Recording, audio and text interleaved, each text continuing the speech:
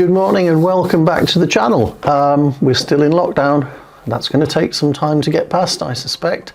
And as an extreme measure and boredom, I've even shaved my hair back and had good trim round. So I might look a bit different, a bit clean shaven. But anyway, the purpose of this video today is I'm going to try and demystify the sharpening and noise reduction in Lightroom.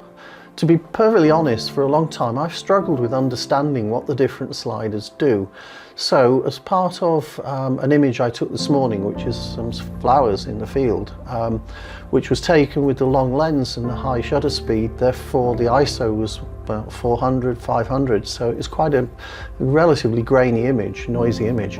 I thought that would make the good starting point for trying to understand really what these different sliders do and how to achieve an image at the end of it that I'm quite comfortable with.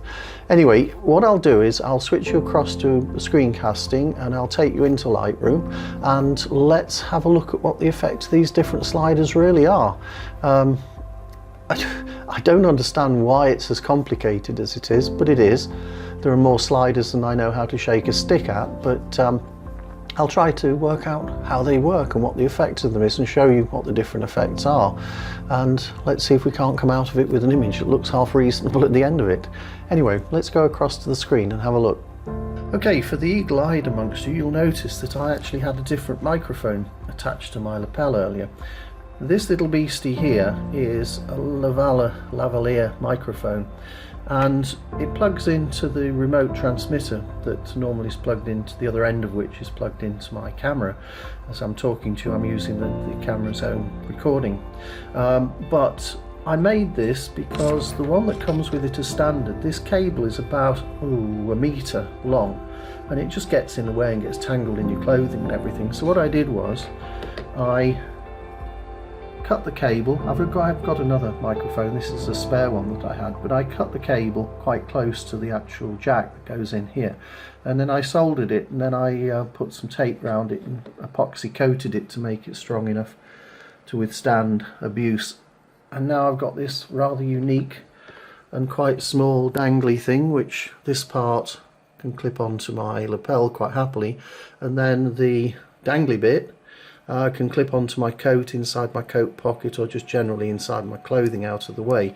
And because the epoxy part's quite rigid, it's not putting any stress on the actual cable or anything.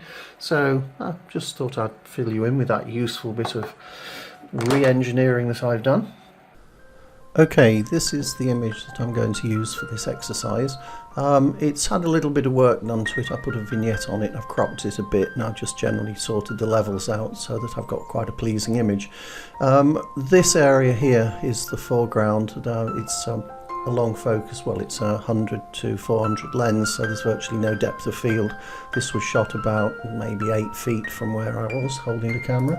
So if I look into the image here in the part that's the focus point, you can see there's certainly a lot of colour noise here, and there's generally a lot of noise. This was shot at ISO 400.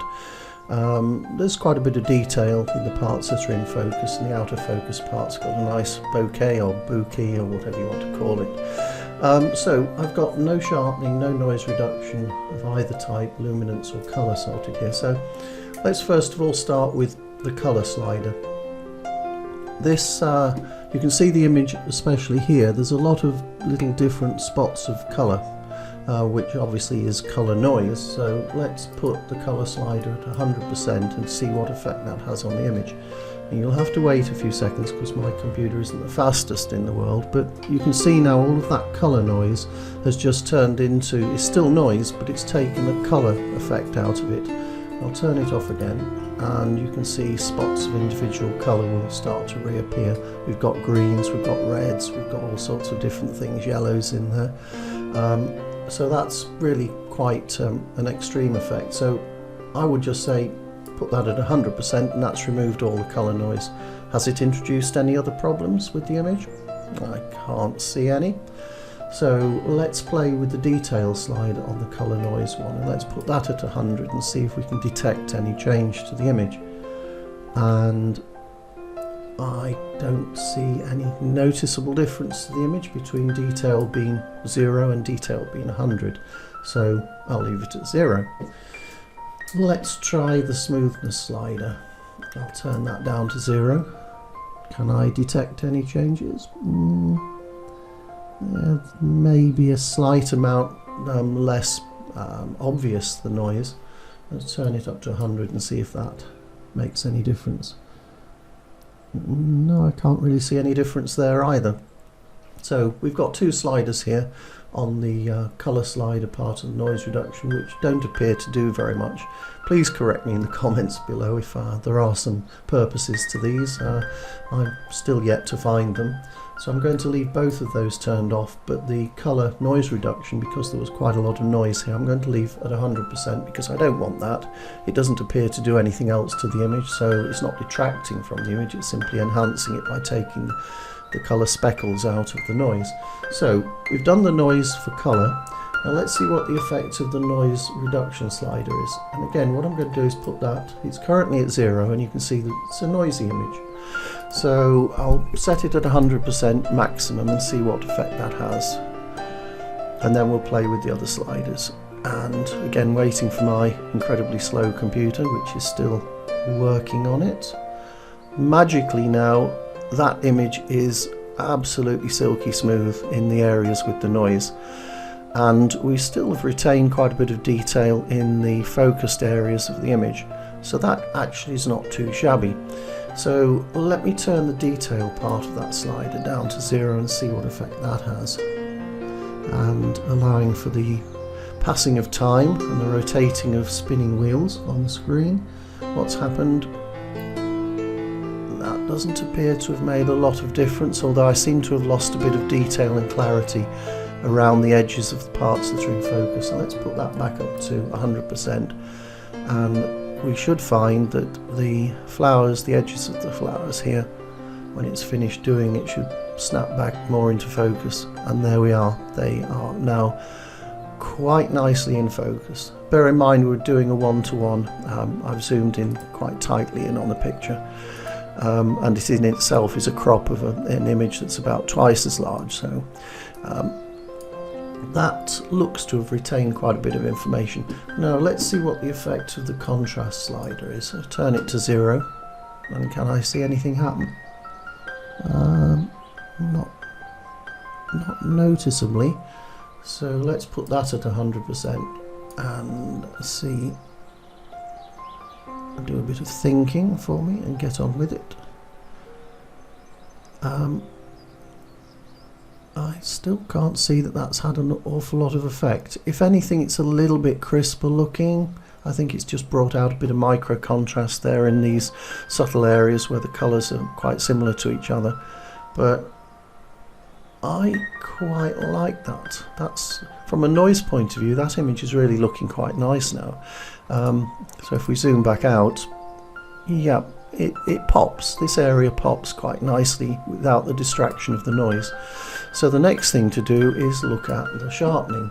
So again, using my brute force approach to this, I will put the sharpening at 100% with all of the other sliders to 0, and then we'll wait and see. It probably won't have any effect because these are all set to 0, so I'm probably not going to see a big difference, and I don't think I've noticed any difference really there.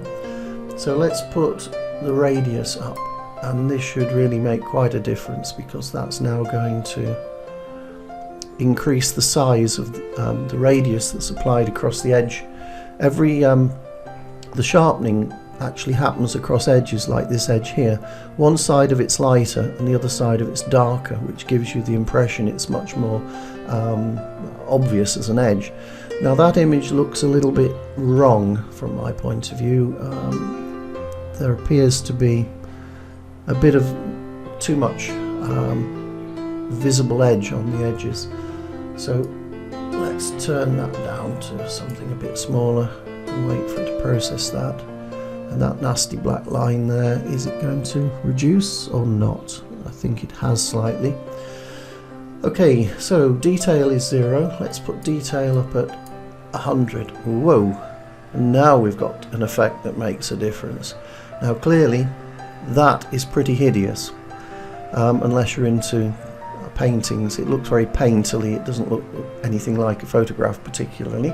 So that has a massive effect. And let's see what happens if we mask that effect massively. Then using the Alt key I can see, as I move the slider, the bits that have been affected. The white bits are where the sharpening will apply.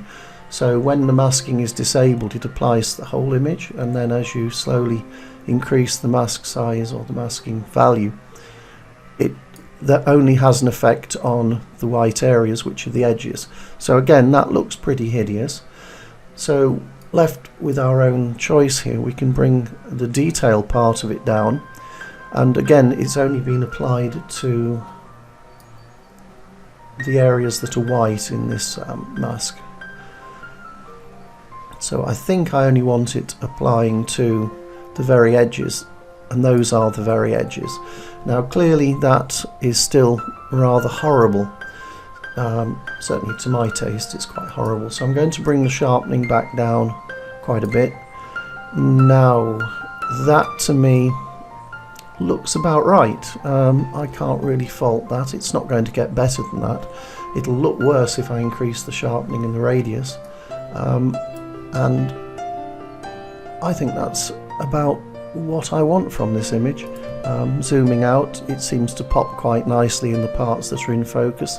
The out of focus parts are nice, they have a nice bouquet or bokeh or whatever you want to call it about them, and just generally that is I think quite a pleasant image. So I hope that's given you a bit of insight into noise reduction and sharpening.